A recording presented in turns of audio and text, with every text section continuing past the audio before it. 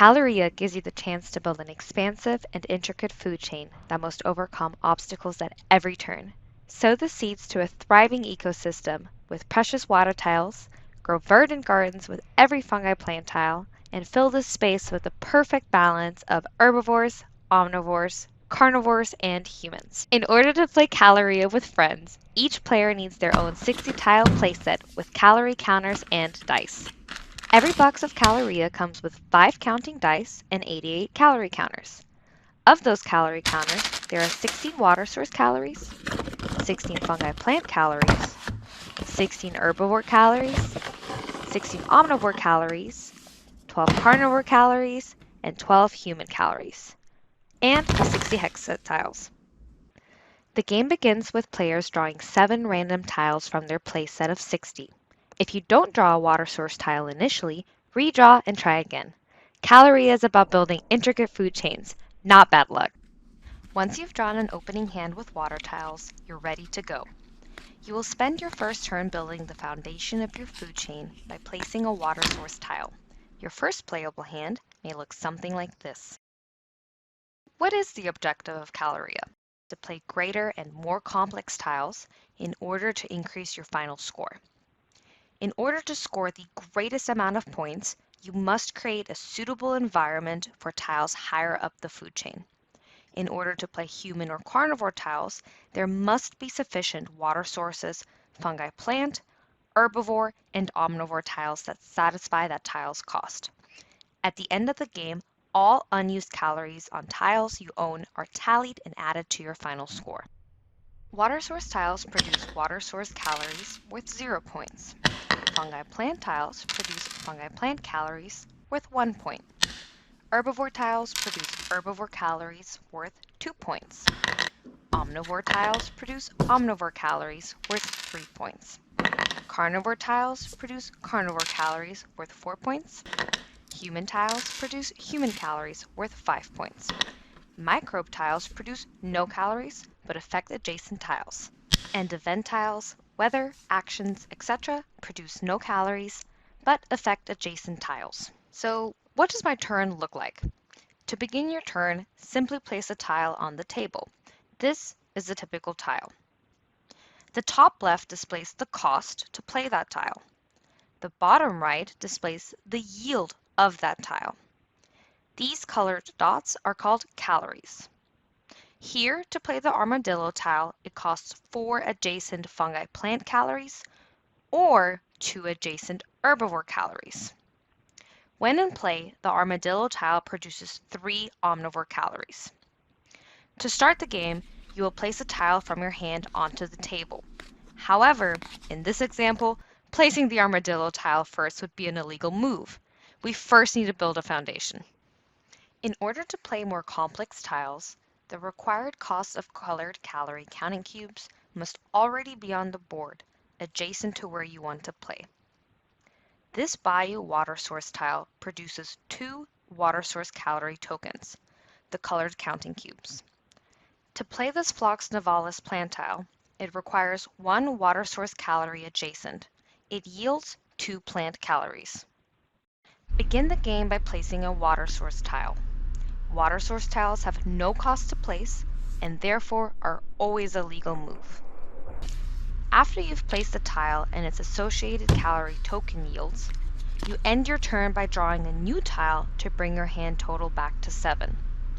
If on your turn you can't make a legal move, you can discard up to 3 of your tiles and draw as many new tiles to end your turn. So what happens next? You and your opponents will alternate placing tiles to expand your respective food chains and dominate the table, but more on that later. What should you do on your next turn? Why, play a fungi plant tile, of course. This mushroom tile has a cost of 1 adjacent water source calorie. Fortunately, there are 2 available water source calories at all the highlighted locations. Once your new mushroom tile is placed, remove the required amount of water source calorie tokens from the bayou tile to pay its cost. Don't forget to add the 2 new plant calories that were created though. On your next turn, you can place a squirrel tile. This has a cost of 1 adjacent water source calorie and 1 adjacent fungi plant calorie. The hexes that satisfy the adjacency cost are highlighted. Say that on your following term you attempt to play the heron tile, costing 2 adjacent water source and 2 herbivore calories. This would be an illegal move as the 2 water source calories provided by the bayou tile are already being consumed by both the mushroom and squirrel tiles. You will need to place an additional water source tile in order to place the heron. Now that an additional water source tile has been placed, there's one appropriate location that satisfies the heron's cost. kCaloria is meant to be played with others, 2 to 4 players to be exact. So who plays first? The player that has most recently won kCaloria makes the first move, or the player that has the highest roll of a die. As this is the first move, there are no tiles to place adjacent to anything existing, so you may place anywhere, shown in blue. After you make the first move, in blue, the second player, in red, may now place their first tile. This must be done anywhere 5 hex spaces away from your initial tile. You and your opponent will alternate placing tiles as you build your respective food chains from simple water source tiles to complex carnivore and human tiles. Once you begin spreading out from your start locations, you begin to compete for each other's resources. You might even place a tile adjacent to your opponent's tile, paid for by their unused calories. Tiles can only be placed contiguously from your starting tile, unless the tile you place has modifiers that allow this. More on modifiers later. So how do I win? You will continue to place your tiles anywhere and everywhere, quickly building your fledgling food chains into robust ecosystems, competing for resources, and earning as many calories as possible. The game ends when a player has successfully placed their second human tile or a player has run out of their 60 tile playset. This triggers the game ending and final points are tallied from all unused calories each player has remaining on the table. The player with the highest score has dominated all opponents to have their food chain reign supreme and wins the game. Let's look at a tile in further detail. You have the scientific name, any potential modifiers, the classification, the biome, as well as the tile's set designation. Let's look at some additional rules based off of these values.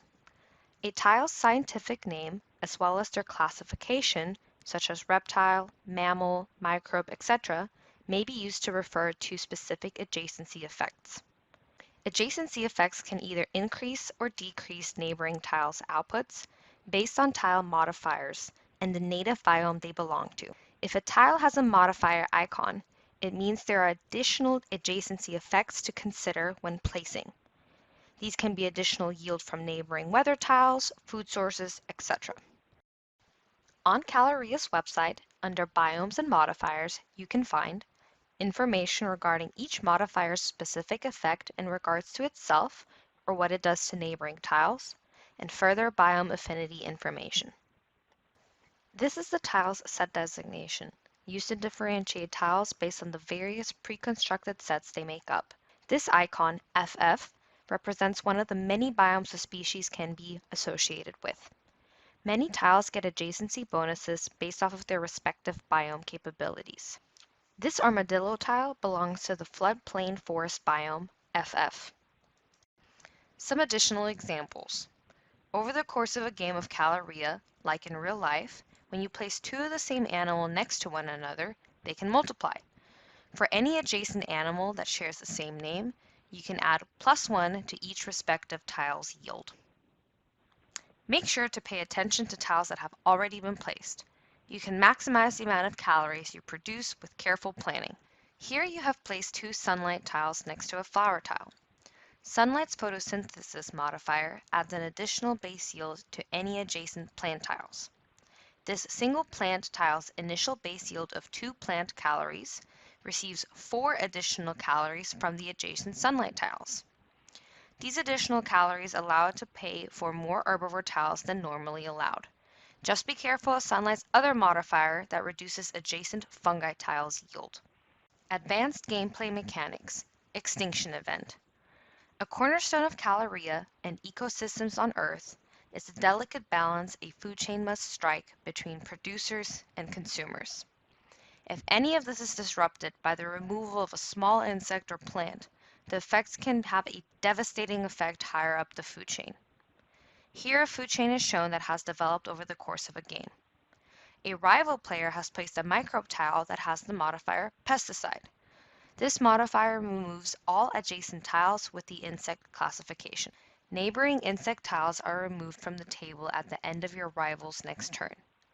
As these insect tiles, herbivore calories, form the backbone of your ecosystem, you're now faced with an extinction event.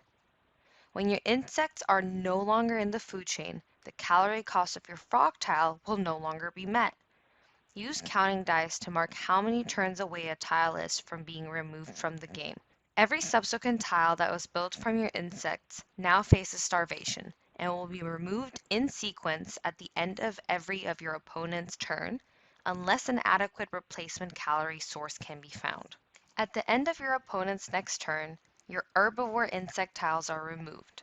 This puts your omnivore frog tile in danger of starvation and will be removed at the end of your opponent's next turn if you cannot find replacement calories. Note that the plant fungi calories that your insects ate are now returned to the game. The extinction event continues if no tile is placed to satisfy the carnivore tile. This continues each turn until the extinction event burns through the food chain or a player can replace the missing tiles in time. Having redundant calories supplying your carnivore and human tiles can help protect against these punishing events. Now that you have mastered the rules of kCaloria, you can build your own biome however you see fit. You can support kCaloria by going to our Kickstarter in the link below and ordering playsets for you and your friends. Thank you so much for taking the time to learn all about kCaloria and supporting us as we bring kCaloria to the shelves and in your home.